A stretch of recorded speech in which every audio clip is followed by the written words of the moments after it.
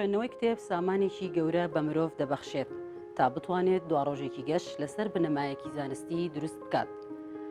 بۆنی کتێبخانە لەم ماڵەدا وەکو بۆنی باخچەیەکی پڕگوڵوایە. ئەمڕۆ لە ماڵی مامۆستا عەبدوڵڵا محەممەد ئەمین شارەزا لە بواری پەروەردە و فێربوون بەسەر دەکەینەوە.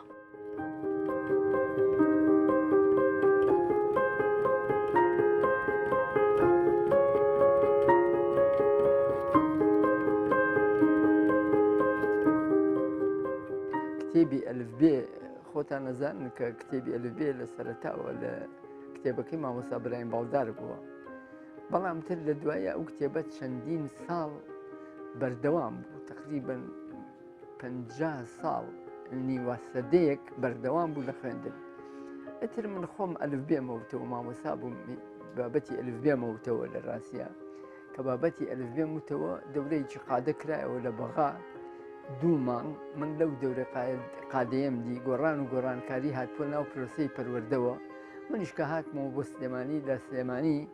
و لە هەموو قەزا و ناحیەکان حتا لە کەرکووک و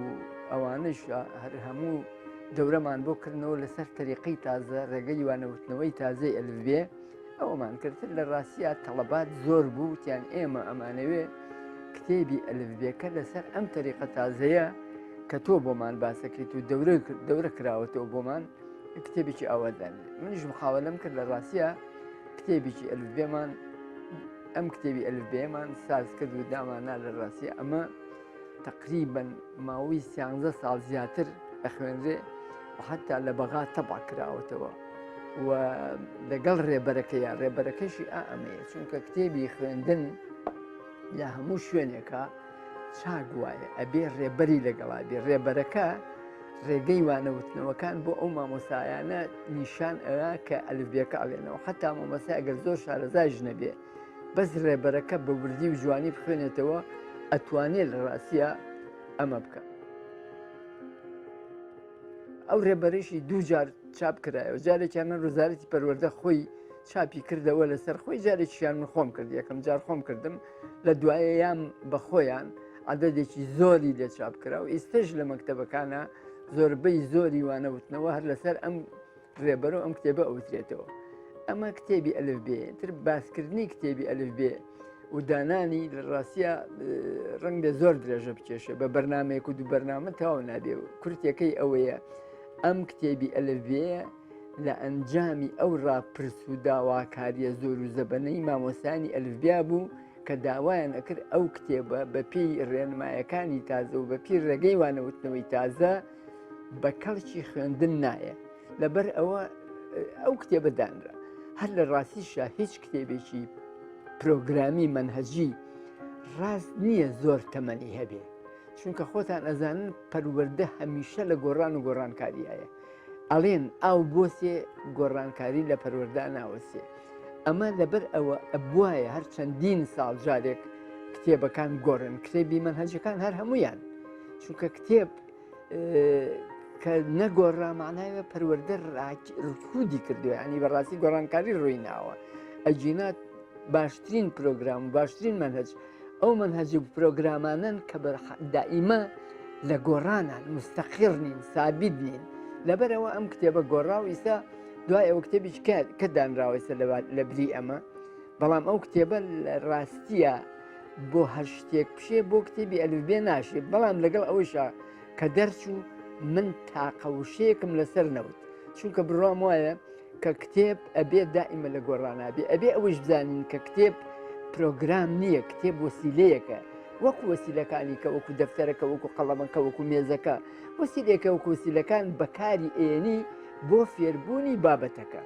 بەڵام بەداخەوە لای ئێمە تا ئەم داقەیش خەڵک وا تێگەیشتون کە کتێب پرۆگرامە. کتێب پرۆگرام نییە، کتێب وەسیلەیە، لە وەسیلە زیاتر تێناپەڕێ و ئەمە شتێکی نە. حتاوەکو من حەزەکەم ئەمەتان بۆ بگێڕمەوە، دەورەیەک بۆ مشرفین کرابوویەوە لە هەولێر. دەورەکە کادیر و دکتۆر و ئەمانەی لوبنانیان بۆ هێنابوون، هیچییانە بوو زۆر کارامە بووە، تەمەنێکی درێژیە بووە لە پرۆسەی پەروەردە و فێرکردن و ئەم ناوەشتانە. مشرفێک لێرە کە وەختی خۆی زەدی ئەم کتێبە بووە لەوێ پرسیارێکی کردووە، توێتی ئوستاز ئێمە کتێبێکمان هەیە هی ئەلفبێ 50 ساڵە ئەخوێنرێ کەچی لایەن بردەوە یعنی پێی ناخۆش بکەوێتەوە ئەوش بانگی کردەوە توێتی وەرە پێشەوە تۆ پێم بڵێ 50 ساڵ خوێنراوە کەچی لایشیان بردەوە ئەلاکون وای زانیوە زۆری پێخۆشەوە وتوێتی هەر ئەوە توێتی کوڕم کتێبی پرۆگرام کتێبە منهەجیەکان ئەو کتێبەی کە ئیستە تۆ ئەخەیتە ژێر چاپەوە ڕەنگ بێ لە چاپ دەرنێ بگۆڕێ لەبەرەوە گۆڕان و گۆڕانکاری لە بواری پەروەردا زۆرە چاگوایە دەستیان خۆش بێ مەفروزە کتێبی پەروەردەیی کتێبی مەنهەجی هەمیشە لە گۆڕان و گۆڕانکاریە وەکوڵێت تەرقیمی تەواوم نەکردووە جەناحێک دوو جەناحانم کردووە نازانم چیم هەیە بەڵام من هەر خۆم بە مناڵی هەر بە زۆر مناڵی لە قۆناغی سەرەتاییە خۆم وا ڕێکەوتووە زروفیش یارمەتیاوم تاقانە بووم براو خوشک ئەمانم نەبووە ئەو وەختێژەم تەلەڤیزیۆن و ئەمانە نەبووە حتا ڕادیۆشکەم بووە لەبەرەوە ئەو شتەی کە تەسلێ بە ئینسان بە خوێندنەوەی کتێب بوو ئەو وەختانیش کتێبی گەلاوێژ مەجلەی گەلاوێژ ئەوەی کە مامۆستا برای مەخمەوەوان دەریانەکەداری خۆی بوو ئەوە تر لام وای هەمویان بخۆندێتەوە تقریبا ئەوانە و لەگەڵ جەریدا و جەریدەی ئەهالی و ئەمانەی کامی جادرسی ئەمانە بوو دەرەچون ئەمانە من حەزم لە کتێب کردووە لەبەر ئەوە پێم وایە کتێبە کوردیەکان ئەوەی بەردەسم کەوت پێ کۆن و ئیستا لە دەنگی جێتی تازە و نازانم چی و ئەمانەوە کە مەجەلە بوون هەمویانم تاکوتروک هەیە مەگەر دەسم نەکەوت.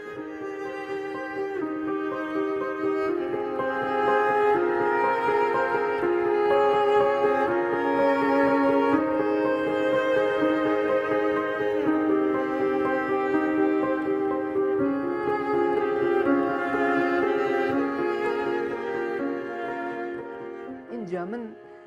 ئێستا وام لێ هاتووە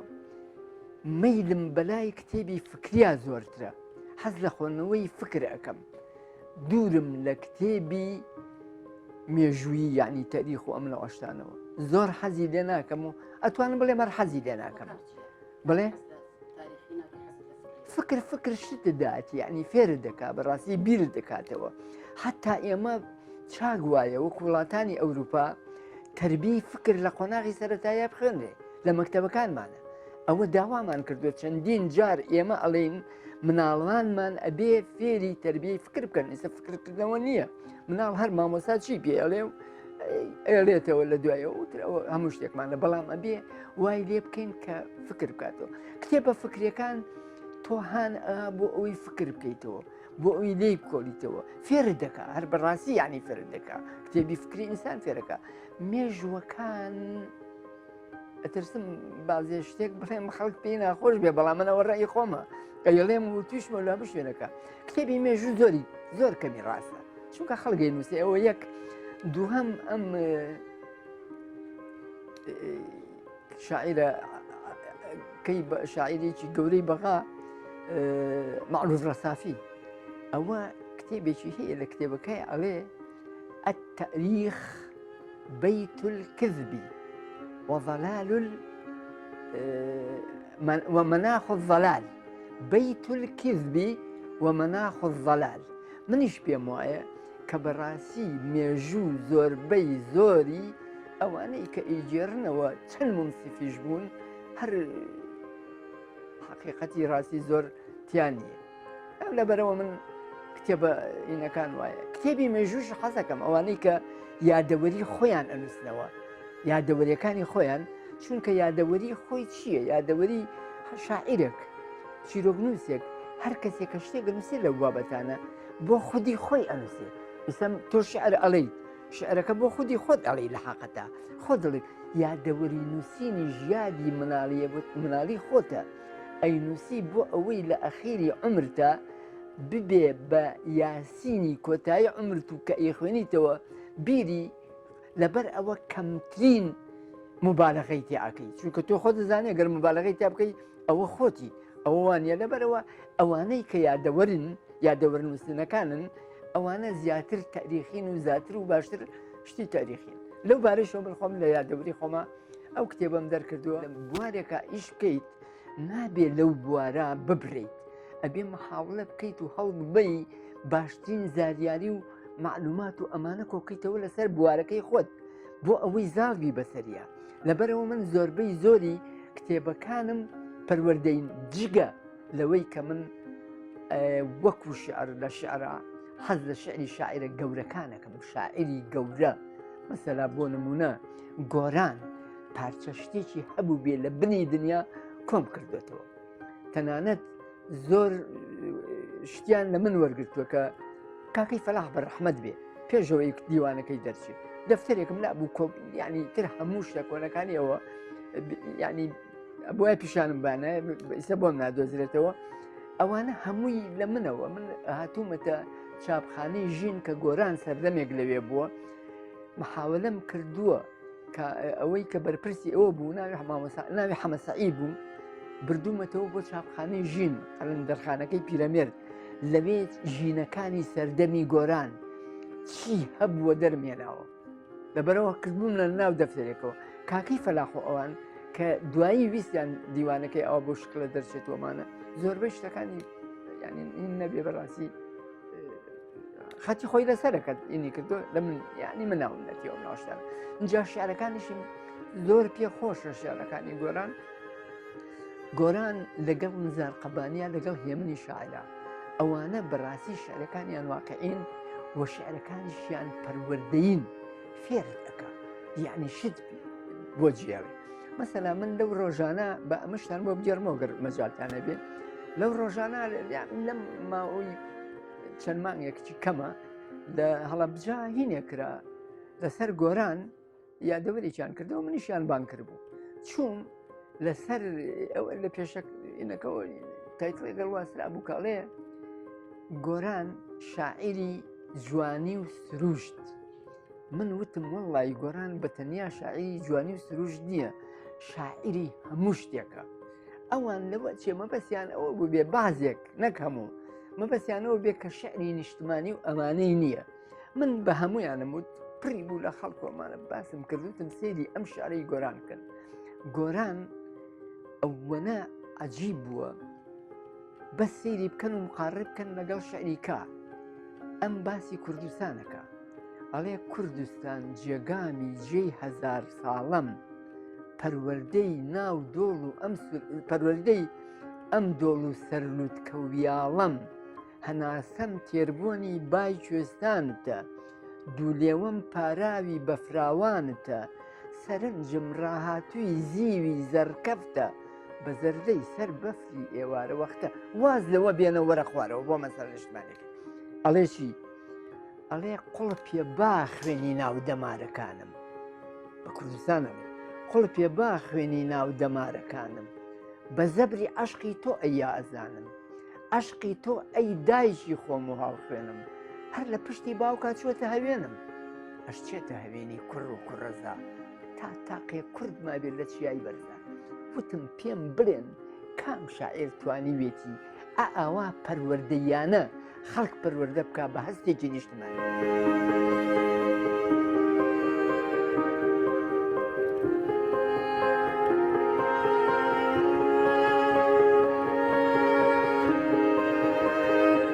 ئەم کتێبە لە ڕاستیە ئەم کتێبە بە ئیمانەکەشی بخوێنەوە ئەمە مێژووی بزوتنەوەی قوتابیانی کوردستانە مێژووی بزوتنەوەی قوتابیانی کوردستانە یعنی بزوتنەوەی قوتابیانی کوردستان پێش ئەوەی بێ بەڕێکخراو یەکێتی نا هەر بزوتنەوە بووە لەو ساڵی ئەواخری چلەکانەوە لە ساڵی 50 تا ساڵی 60 لە 50 تا 60 خۆم لە 60 بووم بە مامۆستا چی بزوتنەوەیکی قوتابیانی کوردستان هەبووە من لە یادەوەری خۆمە هەڵم هێنجاوە و کردومە بەو کتێبە ئەویش بە داخوازی چەند کەسێک کە داوایان لێکردم لە ڕاستیە چونکە من ئەندامی باڵای ڕێکخراوی قوتابیانی کوردستان بووم ئەو وەختانەی کە دروست بووم پێشە وەختانیش هەر لەگەڵیانە بوو لە لیژنەیەکی چەند کەسی کەما 4-5 کەسێک بووین بە ڕەحمەت بێ ڕژدی عەلی شەریف و لەگەڵ مامۆستا کاکسمکۆ فەتحوڵڵا و لەگەڵ حەمەی ئەحمەی تەها کامەران ئەمانە کە تەلەبەی مەفسوود بوون ئەتر لە دوایشا کە ئیتیحادی تەلەبەی کوردستان و شوعی و پارتی بوون بە یەک ئەو وەختانە یەکێتیەکان سەربەحیز بوون بەڕاستی هەروەکو ئیستێش کە سەربەحیز بن ئەو وەختە کە بوون بە یەک لیژنەیەکی باڵای هەبوو من لیژنەی باڵاکە بوو داوایان لێ کردم جەماعەتی هەردوو لە ئەوانەی کەما بوون بازی چیان سەر ڕۆشتن وتیان ئەوەی کەما بێت لە ناو قوتابیانە مێژووی قوتاب بزوتنەوەی قوتابیانی بە تەواوەتی لەبیر بێ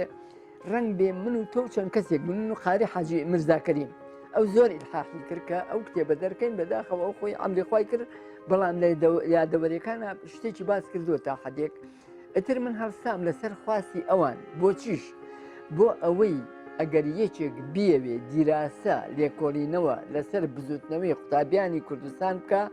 ئەم کتێبە ببێ بە سەرچاوەیەک ببێ بە بنەمایەک کە لەسەر ئەمە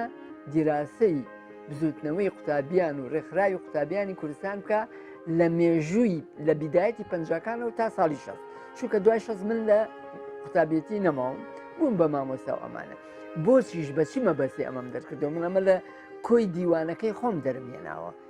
لە کۆی عفو لە کۆی یادەوەریەکانی خۆم دەرمێناوە ئەم بەشیان پێجیاکردمەوە حتاکو بە تەکلیفێکی زۆر بۆ ئەوەی مێژووی بزوتنەوەی قوتابیانی کوردستان وەک مێژووی ڕێکخراوەکانی کە تاریخەکەی چەواشە نەکرێ و نەشێوێنرێ چونکە بەڕاستی مێژووی زۆربەی زۆری ڕێکخراوەکانی کوردستان معلوم نییە یا شێوێنراون ئەمە سەرچاوەیەکە بۆ باحیس بۆ ئەوانەی کە توێژینەوە لێکۆڵینەوەکەن ئەتوانن ئەم کتێبە بێ بە سەرچاوەیەک بۆیان و بەو نیێتە یعنی دەرمان کرد خۆم هەر تەبیعەتم وایە ڕەنگ بێ زۆر کەسی جوابن بەجددی من کتێبە کڕم بە عینوانەکەی جاری وایە بەڵام بە عینوان غەڵەتە کتێبکردنەوە جاری وایە ئیکڕم نابی نابم چونکە ئێستاینە هیچ چەند کەسێک ئەیکرم و یەنمە ماڵەوە پارێکی باششم پیاوە کە چەند پەڕێکی لێ خوێنمە و لێ ناگەم وازی لێنم چونکە من بڕوام وایە ئەوەی نووسەری چاک بێ دائیمە ئەتوانێت بە ئوسلوبی زۆر سادە و ساکار تەنانەت کۆلکە نەخوێنەوەریش لێ تێبگا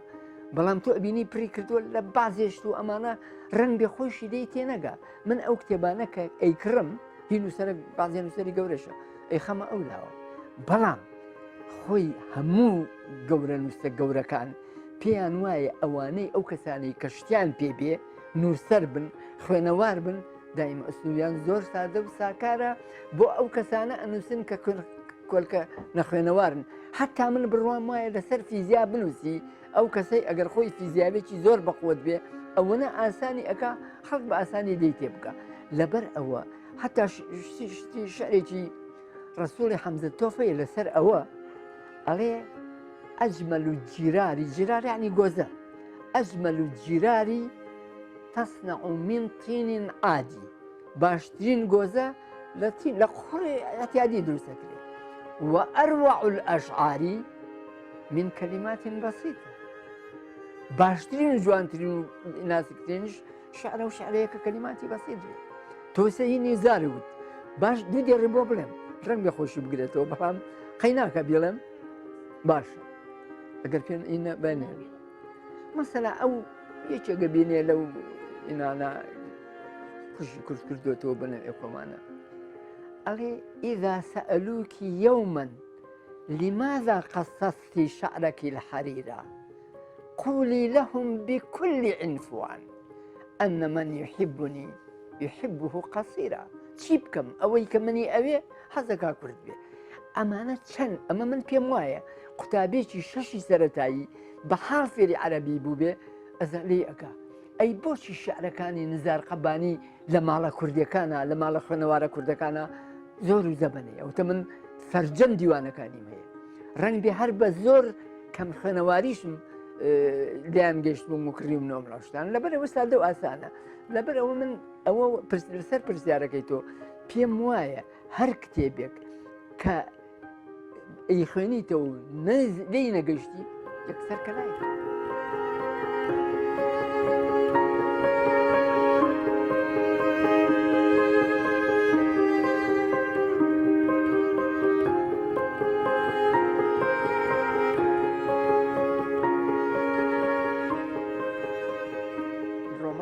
تابلی ئوسی ئەساسی هەموو شتێکە بەڵام ئێستا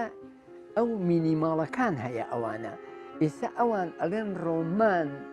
باشترین ئەوان ڕۆ ئەڵێن من شەر نییە لەگەڵیانە بەڵام مەرحەزەکەم بیسەر و خوێنە ڕۆمانە ئاگیان لەوە بێ ئەوان ئەڵێن باشترین ڕۆمان ئەو ڕۆمانەیە